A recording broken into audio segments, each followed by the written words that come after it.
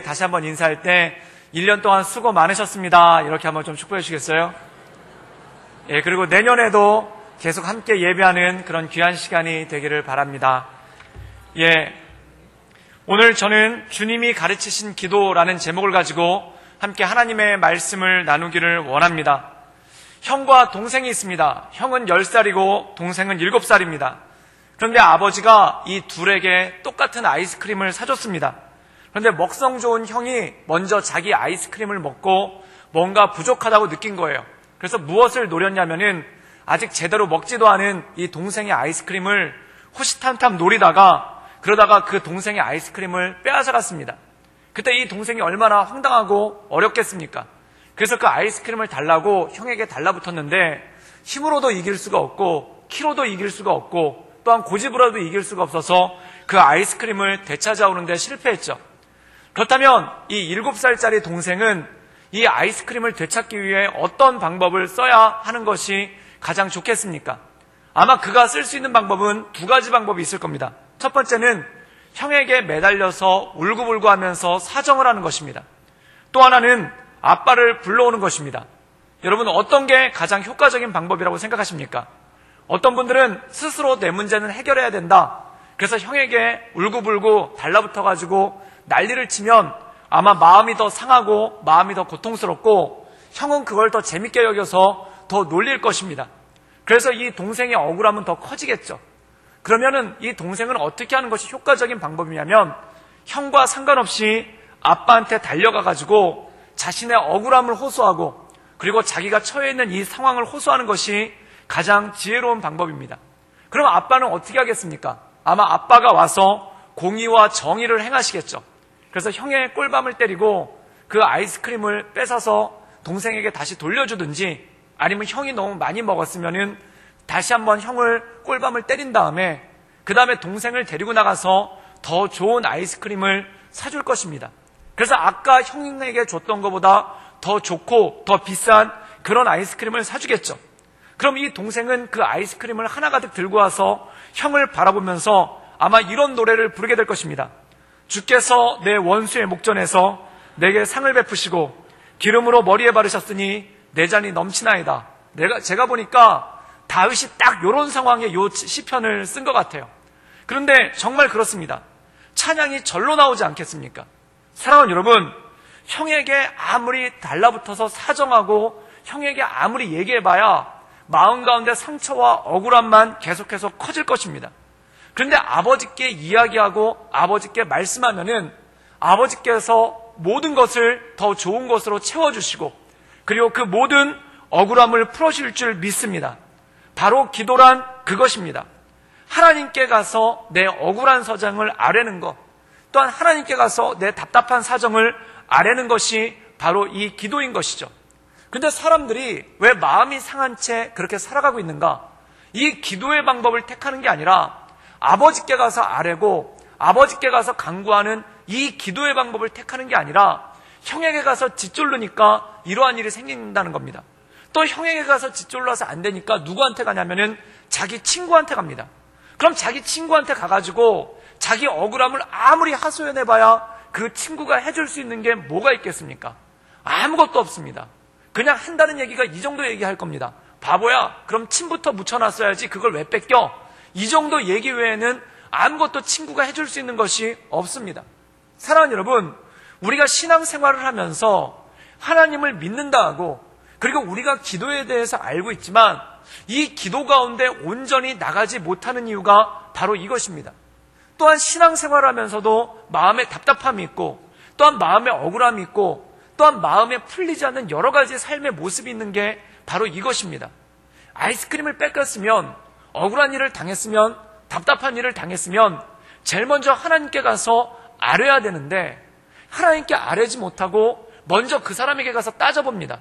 그럼 그 사람은 더 뻔뻔한 얼굴을 하고 있고 그 사람은 자기가 가지고 있는 강한 힘으로 나를 비웃게 되죠. 그럼 마음이 너무너무 억울하죠. 그래서 이 억울함을 하소연해 보려고 자기랑 비슷비슷한 사람한테 가가지고 얘기합니다. 그럼 그 사람들이 할 수 있는 얘기, 좀 친한 사람이면 안 됐다. 그리고 좀 더 덜 친한 사람이면 이렇게 얘기합니다. 그러게 그걸 왜 그 앞에서 그러고 있었냐고. 그거 뺏어갈 줄 몰랐냐고. 이렇게 얘기하면 풀리는 게 아니라 더 답답하고 더 힘들고 더 어려워지게 된다는 것이죠. 사랑하는 여러분, 여러분에게 어떤 문제가 있고 힘든 일이 있을 때 우리 하나님 아버지께 나가 간구하고 엎드리고 기도할 수 있기를 주님의 이름으로 축원합니다. 그때 하나님의 영광과 능력이 나타난다는 것이죠. 즉 영성 있는 성도란, 지혜 있는 성도란, 명철 있는 성도란 어떤 문제가 생기고 어떤 억울함이 생겼을 때 그것을 스스로 해결을 하려고 하는 게 아니라 하나님께 가서 아뢰고 그 앞에 엎드린다는 것입니다. 그럼 하나님께서 어떻게 하시는가? 마태복음 7장 7절에 보면은 구하라, 구하는 자가 구할 것이요, 찾는 자가 찾을 것이요, 두드리는 자에게 열릴 것이라 라고 말씀합니다. 또한 누가 생선을 달라 하는데 뱀을 주며 떡을 달라 하는데 돌을 주며 또한 알을 달라고 하는데 정갈을 줄 자가 누가 있겠느냐? 너희 하나님께서 더 좋은 것으로 채우시지 아니하겠는가? 즉 우리가 기도하며 나갈 때 하나님께서 가장 합당한 때, 가장 합당한 방법으로 우리에게 좋은 것을 채우시는 줄 믿습니다. 그렇다면 우리가 이 하나님께 기도하며 나갈 수 있는 근거가 무엇일까요? 그 근거는 바로 하나님은 우리 아버지라는 것입니다. 오늘 말씀 가운데 보면은 예수님께서 제자들에게 기도를 가르쳐 주십니다. 그리고 너희는 이렇게 기도하라 라면서 제자들에게 기도를 가르쳐 주신 장면이 오늘 말씀 가운데 나오죠. 그렇다면 주님께서 가르치신 기도, 또한 주님께서 우리에게 말씀하신 기도가 무엇인지 함께 이 말씀을 통해 나누기를 원합니다. 우리 누가복음 11장 2절의 말씀을 함께 읽겠습니다. 우리 다 같이 읽겠습니다. 예수께서 이르시되 너희는 기도할 때 이렇게 하라. 아버지여 이름이 거룩히 여김을 받으시오며 나라가 임하시오며. 오늘 말씀 가운데 보면은 이것과 동일한 본문인 마태복음에는 이렇게 말씀하고 있습니다. 우리 마태복음 6장 9절 말씀을 우리 자막을 통해서 함께 읽도록 하겠습니다. 우리 한번 다 같이 읽겠습니다. 자막이 안 나오는 관계로 제가 읽도록 하겠습니다. 그러므로 너희는 이렇게 기도하라. 하늘에 계신 우리 아버지여 이름이 거룩히 여김을 받으시오며. 이 기도할 때 어떻게 기도하냐면은 하늘에 계신 우리 아버지여, 하늘에 계신 하나님, 여호와 계신 여호와여가 아니라 어떻게 간구하라 라고 말씀하면 하늘에 계신 우리 아버지여 라고 부르는 것입니다. 사랑하는 여러분, 여기서 우리가 기도할 수 있는 근거가 무엇인가? 하나님은 우리의 아버지가 되는 줄 믿습니다. 그 아버지에게 간구하는 것, 그 아버지에게 엎드리는 것이 바로 기도라는 것입니다. 한 목사님이 설교 중에 이런 말씀을 하신 적이 있어요. 어떤 장로님의 60이 넘으신 장로님의 간증을 인용하셨는데 이 60이 넘으신 장로님이 이런 간증을 하신 적이 있습니다. 그게 뭐냐면 옛날에는 왜 그랬는지 모르겠는데 자기가 어렸을 때 막내 고모가 집에만 오면은 항상 자기를 그렇게 놀렸다는 겁니다. 그런데 그 놀리는 주제가 뭐였냐면은 너는 다리 밑에서 주워왔다 라는 항상 놀림. 근데 저도 곰곰이 생각해 보니까 저희 막내 고모도 그랬던 것 같아요. 그런데 이상한 게 고모들은 와가지고 조카들을 놀릴 때 뭐라고 놀리냐면은 너 다리 밑에서 주워왔다 라고 그렇게 놀립니다. 제가 그래서 그 다리가 어디 다리인가를 찾아봤더니 여기 영도다리더라고요. 그래서 옛날 6.25 때 다 피난 갔을 때 흩어지면은 부산의 영도다리에서 만나자 그러고 그렇게 흩어졌대요. 그래서 영도다리에서 서로 찾는 일이 많아서 전쟁고아가 영도다리에 혼자 서 있으면은 그때 데려왔기 때문에 다리 밑에서 주워왔다라는 말의 유래가 거기서 생겼다는 겁니다. 그런데 이 고모나 삼촌 중에 짓궂은 분들이 항상 조카들을 갖다 어린 조카들을 그리면서 놀리는 거예요. 너 다리 밑에서 주워왔다고. 그러면 처음에 그 이야기를 듣고 어린 조카들이 울고불고 억울해하고 난리를 치죠. 그리고 고모 밉다고 때리죠. 그러면은 이 고모나 삼촌들이 그게 귀엽고 또한 그게 재밌으니까 계속 놀립니다. 그럼 계속 놀릴 때마다 이 반응을 보이니까 이게 어떻게 되냐면 거짓말도 자꾸 하다 보면 살이 붙어요. 그래서 처음에는 다리 밑에서 주워왔다로 출발하는데 이제는 근거도 됩니다. 그게 뭐냐면 너네 엄마가 너를 다리 밑에서 데려오는 걸 내가 봤어 라고 하면서 위증도 합니다. 또 뭐라고 얘기하냐면은 또 결정적인 증거를 대는데 너 돌사진이 왜 없겠니? 이렇게 얘기를 해요. 그래서 돌사진이 없는 걸 근거로 대면서 너를 다리 밑에서 주워왔다라고 얘기한다는 겁니다. 그리고 또 뭐라고 얘기하냐면 너 아기였을 때 기억나? 이렇게 얘기를 해요. 그러면 이 어린아이들은 곰곰이 생각해보니까 돌사진도 없고 어렸을 때 기억도 안 나요. 그러니까 자꾸 듣다 보면은 이슬비에 옷이 젖는 것처럼 그 얘기가 자꾸 들리기 시작한답니다. 그럼 아이들이 처음에는 이걸 강하게 부정을 하다가 나중에는 그것에 대해서 의심이 들기 시작하고 그 생각이 마음에서 떠나지 않는 일이 생기는 거예요. 그러면 마음 가운데 의심을 품기 시작하면은 전에는 별거 아닌 일도 마치 증거처럼 여겨진다는 것입니다. 예를 들어서 학교에 다녀왔을 때 엄마 학교 다녀왔습니다. 그런데 엄마가 인사를 안 받고 외면을 해요. 그럼 그게 마음에 충격이 오는 거예요. 아, 엄마가 내가 친아들이 아니기 때문에 인사를 안 받는 건가? 이런 생각이 들어요. 또 한 번은 아버지가 화를 엄청나게 많이 낸 적이 있어요. 뭘 잘못해가지고 나한테 화를 엄청나게 많이 낸 적이 있어요. 그럼 옛날엔 별 생각이 없었는데 그 아버지한테 혼구멍이 나고 난 다음에 마음 가운데 이런 생각이 또 드는 거예요.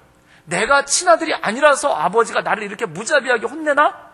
이런 의심이 하나씩 들어오기 시작하면은 정말 사소한 것 하나하나까지 의미를 부여하는 일이 생기기 시작한다는 것입니다. 그러다 어느 날 부모님한테 크게 혼나거나 또는 섭섭한 일이 한번 생기면은 그때 그것이 확신이 되는 거예요. 그래서 어떤 확신이 되냐면은 내가 다리 밑에 주워온 자식이 맞구나라는 그런 확신이 마음에 들어오는 겁니다. 그래서 가만히 보니까 어렸을 때 이런 놀림을 받았던 사람들이 청소년 때, 사춘기 때 이걸 되게 진지하게 받아들이는 경우가 굉장히 많아진다는 겁니다. 그럼 그 다음부터 이분은 어떻게 되는가? 이 장로님이 간증을 하시는데 그때부터 지옥 같은 나날을 보냈다는 거예요. 가장 예민한 중학교 때 이것이 처음에는 의심으로 출발했다가 놀림이 의심이 되고 의심이 확신이 되니까 자기도 모르는 사이에 그게 마음 가운데 굳어지기 시작한다는 거예요. 그런데 이런 확신이 들기 시작하니까 그 다음에 생기는 일이 뭐냐면은 그때부터 어머니 아버지를 슬슬 눈치를 보기 시작하는 거예요.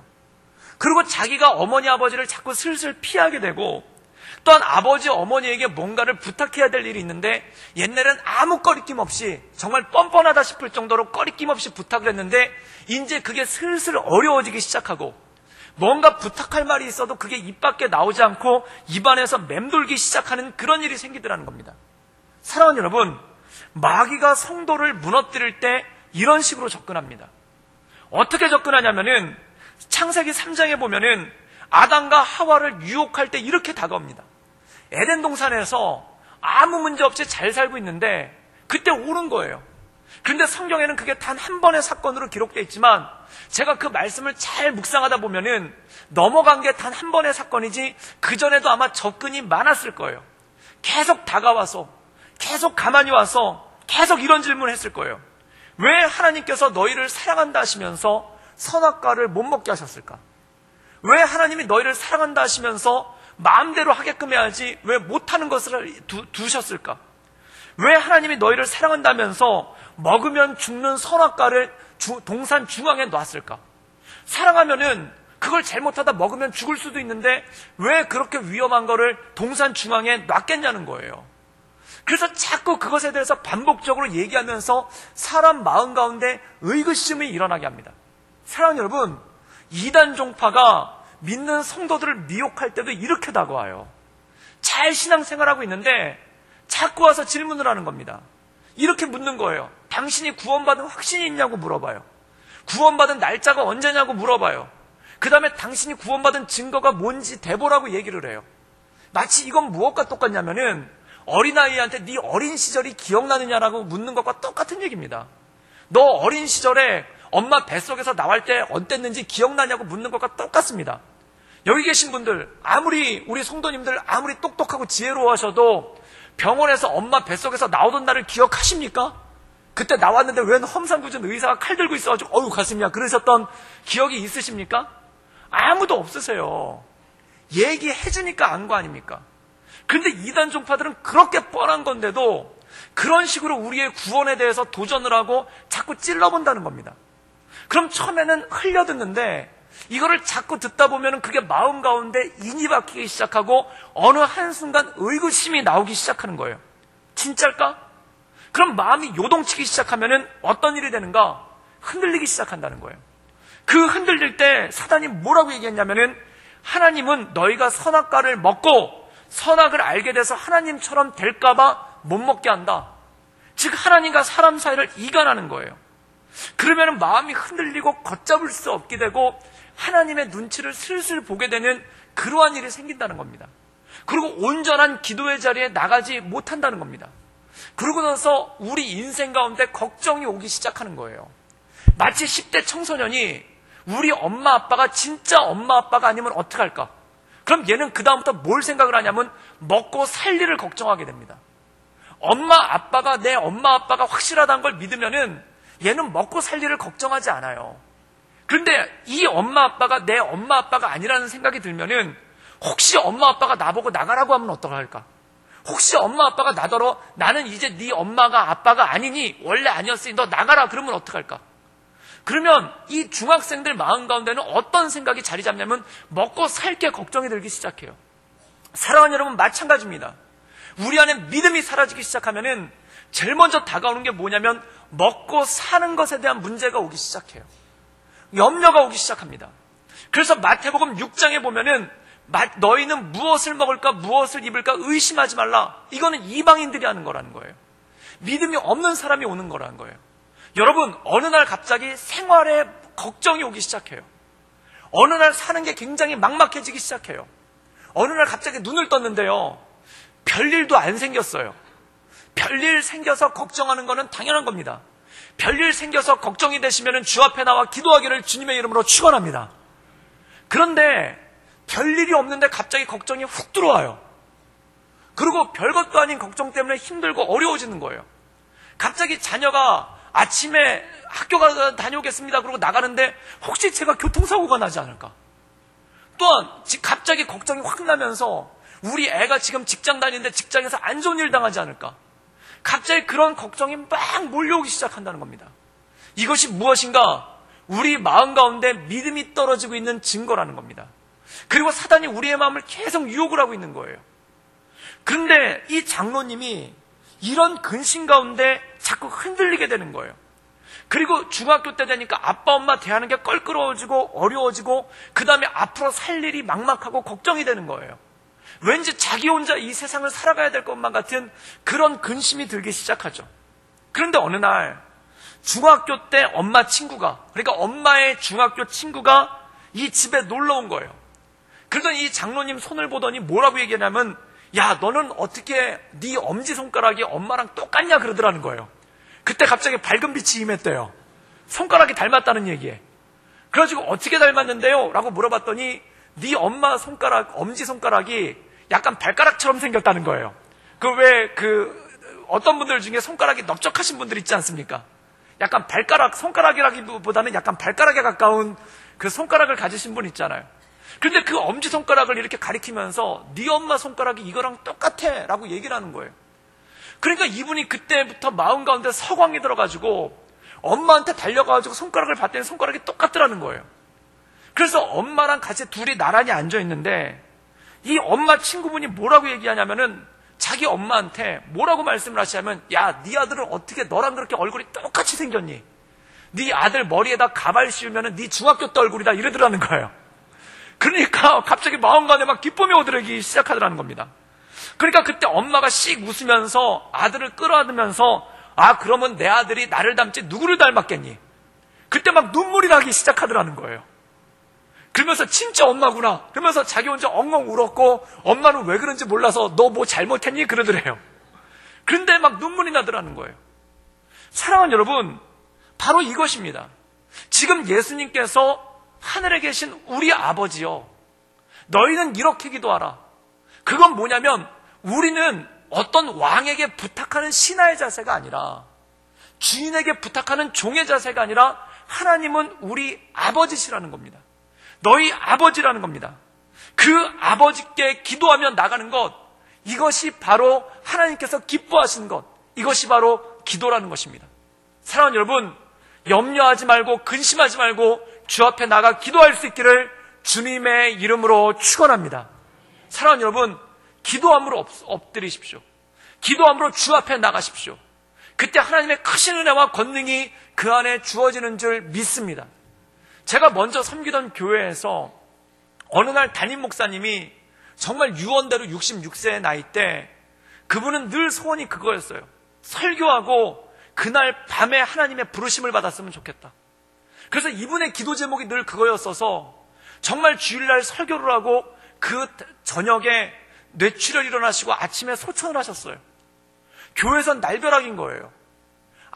주일날 목사님 설교하신 거 다 들었는데, 물론 병색이 깊으셔가지고 건강이 안 좋다는 건 알았는데, 어느 날 이렇게 담임 목사님이 후임 목사님도 정하지 않고, 그리고 어떻게 후임 목사님을 뽑아야 될지 그것에 대한 여러 가지 방법도 구하지 않고 그렇게 불현듯 하나님의 부르심을 받은 거예요. 그때 얼마나 성도들 마음 가운데 걱정이 되겠습니까? 그때 얼마나 성도들 마음 가운데 염려가 되겠습니까? 그때 제가 베트남에 있었거든요. 근데 놀라운 소식을 들었어요. 저는 그런 일이 있으면 교회에서 회의가 생기고, 그리고 그런 일이 있으면 성도들이 모여가지고 손수군하고 누구를 모셔야 된다, 어떤 일을 해야 된다, 어떻게 해야 된다, 이렇게 논의할 줄 알았어요. 그런데 놀라운 일이 벌어졌어요. 그게 뭐냐면 단 한 차례 식사 모임도 없었고 단 한 차례 모임도 없었고 모든 성도들이 모여서 기도를 하는 거예요. 그래서 모든 성도들이 이 평일날 성전을 가득 채우면서 모여서 기도하는 거예요.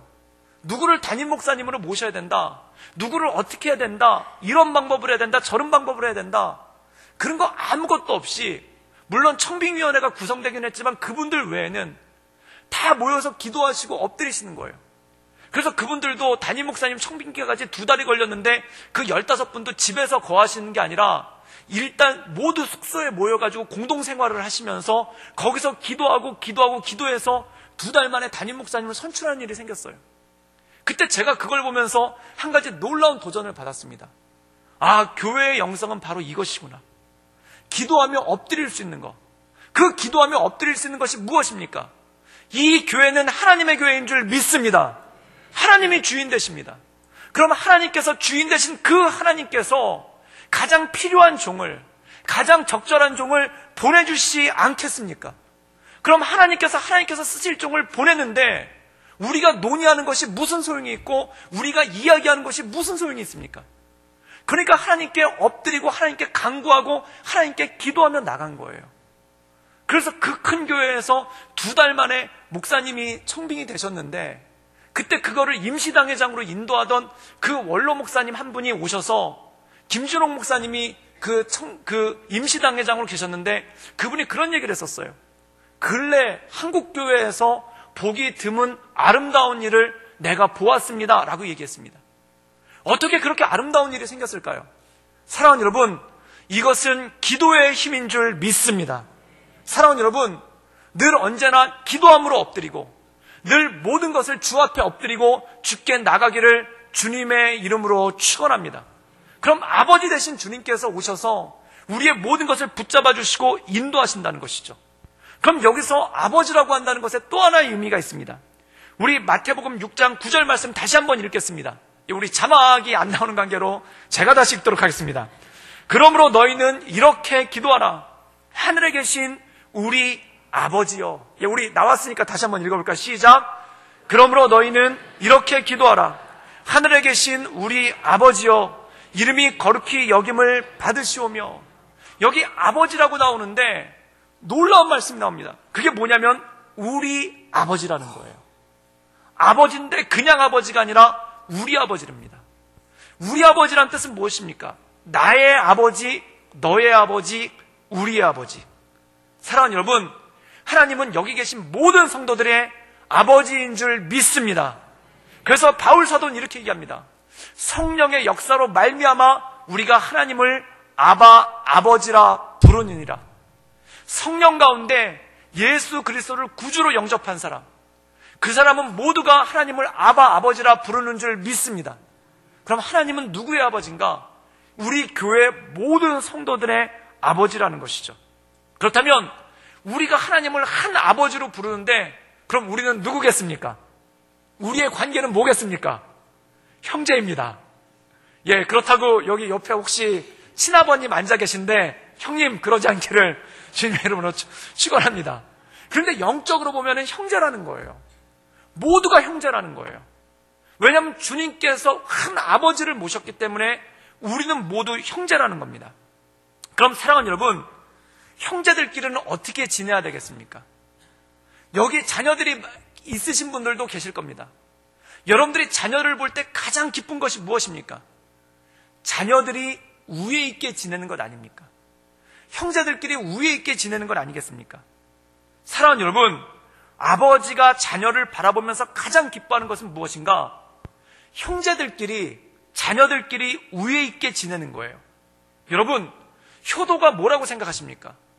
효도는 두 가지예요. 첫 번째, 부모님을 잘 섬기는 겁니다.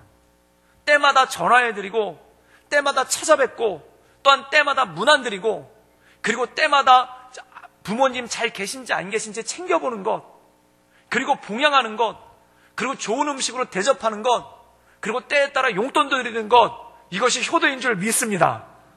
이게 효도예요. 그런데 효도가 이거 하나로 끝납니까? 외동일 때는 그래요. 그런데 또 하나가 뭐냐면 형제 간에 우애 있게 지내는 거예요. 그것만큼 좋은 게 어디 있겠습니까? 여러분, 그래서 예수님께서, 하나님께서 가장 기뻐하시는 계명 두 가지를 이렇게 말씀하셨어요. 어떤 율법사가 와서 예수님, 가장 큰 계명이 무엇입니까? 라고 여쭤봤더니 이렇게 말씀하신 거예요. 너희는 내 마음과 뜻과 정성을 다해 내 하나님 여호와를 사랑하라. 하나님 사랑하는 거. 두 번째가 무엇인가? 내 이웃을 내 몸과 같이 사랑하라. 줄여 말하면 하나님 사랑, 이웃 사랑이에요. 줄여 말하면 어떤 뜻이냐면 우리 하나님 아버지를 사랑하고 형제된 우리 성도들끼리 사랑하는 것이 가장 큰 율법인 줄 믿습니다. 효도와 하나님 섬기는 게 거의 동일한 거예요. 여러분 생각해 보십시오. 아버지 생신 때 아버지를 사랑하는 마음이 너무 커가지고 큰아들이 큰 선물을 가지고 갔어요. 어마어마하게 좋은 선물을 가지고 갔어요. 그리고 두툼한 용돈도 가지고 갔어요. 그런데 그 귀한 선물을 가지고 아버지한테 갔는데 평소에 못마땅한 동생이 보여요. 그런데 그 선물을 아버지 앞에 갖다 놓고 동생이랑 대판 싸운다고 생각하십시오. 동생이랑 한번 멱살 잡으면서 대판 싸운다고 생각해 보십시오. 그럼 아버지가 일단 니들은 싸워라, 나는 선물이 좋다. 그래서 막 이렇게 돈 세고 계신 아버지가 계시겠습니까? 그 아버지는 진짜 좀 의심을 해봐야 돼요. 진짜 아버지가 맞는지. 아니에요. 아무리 두툼한 봉투를 놨어도 형제들끼리 멱살 잡고 삼고 있으면은 아버지는 속상한 거예요. 그러면서 그 두툼한 용돈을 그 큰아들한테 던지면서 이렇게 얘기하지 않겠습니까? 이 용돈보다 너희 둘이 우애 있게 지내는 게 나는 더 좋다, 이렇게 얘기하지 않겠습니까? 그래서 그것을 성경에서 그대로 말씀하신 게 뭐냐면 미가서 6장 7절과 8절에 이렇게 나옵니다.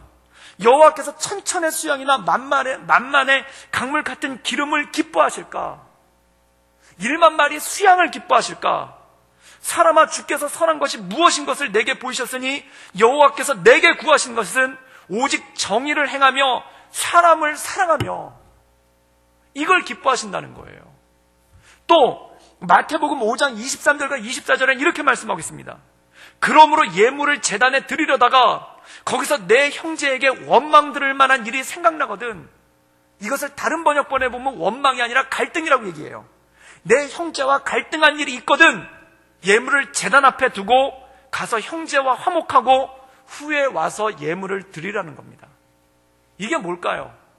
두툼한 용돈을 가지고 와서 아버지 앞에 놔가지고 그걸 큰아들이 놨는데 그 앞에서 동생이랑 멱살을 잡고 싸우고 있는 거예요. 그때 아버지가 뭐라고 하냐면 나는 이 용돈 필요 없다. 너희들 먼저 우애 있게 지내고 나한테 용돈을 주든지 말든지 해라. 나는 너희들이 우애 있게 지냈으면 좋겠다. 이것이 아버지의 마음이라는 겁니다. 사랑하는 여러분, 예수님께서 너희는 기도할 때 이렇게 기도하라. 하늘에 계신 우리 아버지여. 이 우리 아버지라는 이 단어에, 이 문장에 이러한 뜻을 담겨져 있는 거예요. 사랑하는 여러분, 하나님을 온전히 사랑하는 것이 무엇이겠습니까? 제가 오늘 신문을 보다가 한 신문 기사 가운데 늙은 어머니의 유서라는 그런 기사가 났어요. 이거는 실제로 있었고 최근 12월 달에 소천하신 한 늙은 노모가 자녀들에게 보낸 유서가 있는데 그 유서가 너무 많은 사람들한테 감동이 줘서 뉴스 기사가 된 거예요. 그런데 그 뉴스의 내용이 뭐냐면 이거예요. 자네들이 내 자식이었음에 고마웠네. 자네들이 나를 돌아봐 줌이 고마웠네. 자네들이 세상에 태어나 나를 어미라 불러주고 젖물려 배부르면 나를 바라본 눈길이 참 행복했다네. 지압이 일어 세상이 무너져 험한 세상성을 버틸 수 있게 해줌도 자네들이었네. 병들어 하나님이 부르실 때 곱게 갈 수 있게 곁에 있어줘서 참말로 고맙네. 자네들이 있어서 잘 살았네. 자네들이 있어서 열심히 살았네. 딸아이야 맏며느리 맏딸 노릇하느라 버거웠지. 큰애야 맞이 노릇하느라 힘들었지. 둘째야 일찍 어미 곁 떠나 홀로 서느라 힘들었지. 막내야 어미젖 시원치 않음에도 공부하느라 힘들었지. 고맙다, 사랑한다, 그리고 다음에 만나자. 2017년 12월에 엄마가. 이 유서를 자녀들이 같이 읽은 거예요. 사랑하는 여러분, 이 유서를 받은 자녀들이 어떻게 살겠습니까? 이 어머니의 절절한 그 사랑이 담겨있는 이 유서를 받아든 자식들이 서로 마주보면서, 이 사남매가 서로 마주보면서 어떻게 살겠습니까? 서로 위로하고 끌어안고 그 어머니 사랑 때문에 서로 우애 있게 살려고 애쓰지 않겠습니까? 사랑하는 여러분, 그것이 바로 하나님께서 기뻐하시는 일입니다. 그래서 요한일서 4장 11절에는 사도 요한이 우리에게 이렇게 도전하고 있는 거예요. 사랑하는 자들아, 하나님이 이같이 우리를 사랑하셨은즉 우리도 서로 사랑하는 것이 마땅하도다. 사랑하는 여러분, 이 하나님 사랑 가운데 하나님이 기뻐하시는 것을 온전함으로 바라보며 나갈 수 있기를 주님의 이름으로 축원합니다. 하나님께서 우리를 아버지라 부르게끔 하셨습니다. 그 아버지라 부르게끔 하신 능력이 무엇입니까? 죄로부터 떠나있던 우리를 그 큰 사랑으로 인한 예수 그리스도를 십자가에 못 박혀 죽으심으로 말미암아 그 사랑을 확증하셨고, 그 사랑으로 말미암아 우리가 하나님을 아버지로 부를 수 있는 담력을 얻지 않았습니까? 그것 때문에 우리가 하나님을 우리 아버지라 부르고 우리가 형제 되었는데, 그 큰 하나님의 사랑 가운데 거하기 시작한다면, 그 큰 하나님의 은혜 가운데 엎드리기 시작한다면 우리가 서로 사랑하는 것이 마땅치 않겠습니까? 사랑하는 여러분, 그러므로 가장 하나님이 기뻐하시는 그 삶의 제사를 주 앞에 올려드릴 수 있기를 주님의 이름으로 축원합니다. 이 요한일서 4장 11절을 찬양으로 만든 게 있더라고요. 그 김두한 장로님이란 분이 작곡을 하신 곡인데, 이런 곡이 있어요. 제가 어렸을 때 많이 불렀던 곡인데 이런 곡이 있더라고요. 사랑하는 자들아, 우리가 서로 사랑하자. 사랑은 하나님께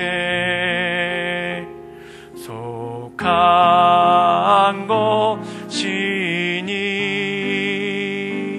사랑하는 자마다 하나님께로 낫도다.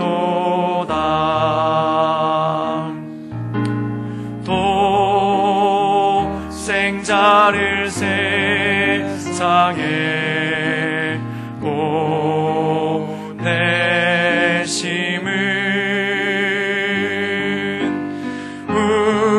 우리를 살리게 하시려 화목제로 보내셨도다. 화목제로 보냈도다.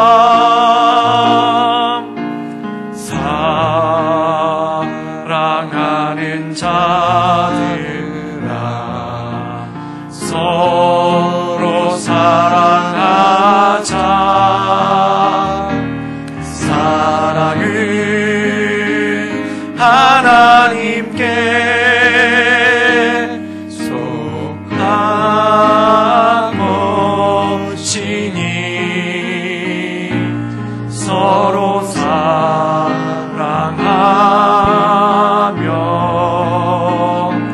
서로 사랑하며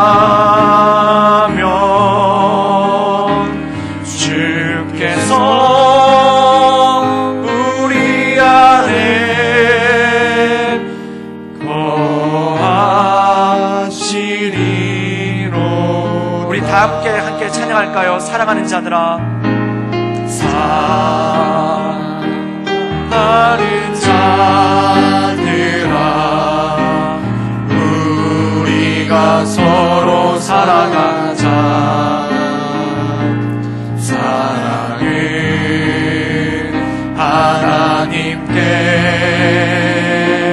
속한 것이니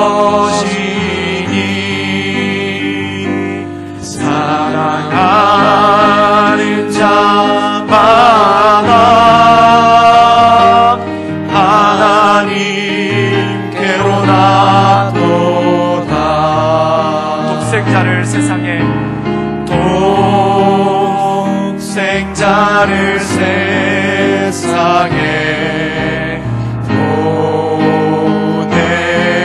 보내심을 우리를 살게 하시려 화목제로 보내셨도다. 화목제로 보냈도다.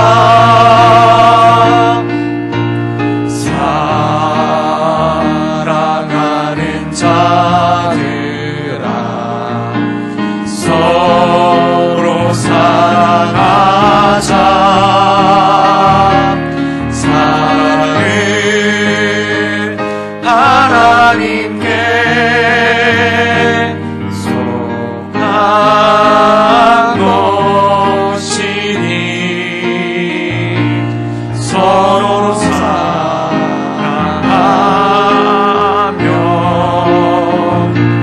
서로 사랑하며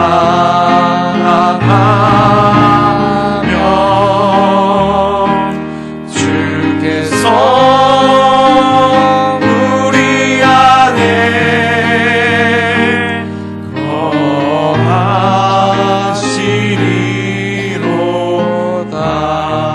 거하시리로다. 사랑하는 여러분, 임종을 앞둔 부모님이 계시다면 그 부모님한테 할 수 있는 마지막 최고의 효도가 무엇이겠습니까? 만약 임종을 앞둔 부모님이 있다면 그 부모님 앞에서 할 수 있는 최고의 효도는 자녀들이 서로 우애 있게 지내는 모습을 보여주는 것일 겁니다. 자녀들이 그 우애 있게 지내는 모습을 볼 때 부모님은 정말 맘 놓고 눈을 감으실 수 있고 하나님께로 가실 수가 있는 것이겠죠. 마찬가지입니다. 하나님께서 가장 기뻐하시는 것, 또한 하나님께서 가장 우리에게 보기 원하시는 것이 무엇이겠습니까? 단 하나일 것입니다. 사랑하는 자들아, 우리가 서로 사랑하자. 사랑은 하나님께 속한 것이니 너희가 나에 대한 사랑이 조금이라도 있다면, 내가 너희를 구원하기 위해 십자가에 달린 나에 대한 생각이 조금이라도 있다면, 그 십자가에 대한 감사가 조금이라도 있다면 너희가 사랑하는 것이 마땅하지 않겠는가? 사람이 좋아서 사랑하는 게 아닙니다. 하나님 때문에 사랑하는 겁니다. 하나님 때문에 사랑하는 겁니다. 이 시간 함께 기도하며 나가기 원하는 것은, 주님, 우리에게 주신 그 사랑을 부어주시사, 우리에게 주신 그 사랑을 부어주시사, 아버지 생일날 멱살 잡고 싸우는 자녀들만한 불효자들이 어디 있겠습니까? 아버지 장례식 날 멱살 잡고 싸우는 불효자들이 세상에 어디 있겠습니까? 그 아버지에 대한 사랑이 정말 손톱만큼이라도 있다면 아버지 생일날 우에 있는 모습을 보여주려고 애쓸 것입니다. 그리고 아버지에 대한 사랑이 손톱만큼이라도 있다면 아버지가 임종하는 순간 우애 있게 살려고 애쓸 것입니다. 하나님이 원하시는 단 한 가지, 바로 그것입니다. 하나님께서 기뻐하시는 단 한 가지, 바로 그것입니다. 이 시간 함께 기도하며 나갈 때 주님, 내 안에 주님의 사랑을 부어주시고 내 안에 주님의 온전함을 부어주시사 그 사랑으로 인하여 내가 엎드리게 하시고 그 주님의 사랑으로 인하여 기도하게 하시고 그 주님의 사랑으로 인하여 사랑할 수 있도록 주님 도와주시고 주님 역사하여 주시옵소서. 만약에 우리 가족 가운데 형제들 간의 분란으로 인해 부모님의 마음을 아프게 하고 있는 가정들이 있다면 그것이 회복될 수 있기를 주님의 이름으로 축원합니다. 하나님, 그리하여 우리가 서로 사랑함을 통해 하나님의 뜻을 완성하며 우리가 서로 사랑함을 통해 하나님의 뜻을 완성하며 하나님의 은혜 가운데서는 그런 귀한 믿음의 성도들 될 수 있도록 주여 도와주시고 주님 인도하여 주시옵소서. 우리 다 같이 간절한 마음으로 하나님께 기도하며 나가겠습니다. 함께 기도하시겠습니다. 늘 언제나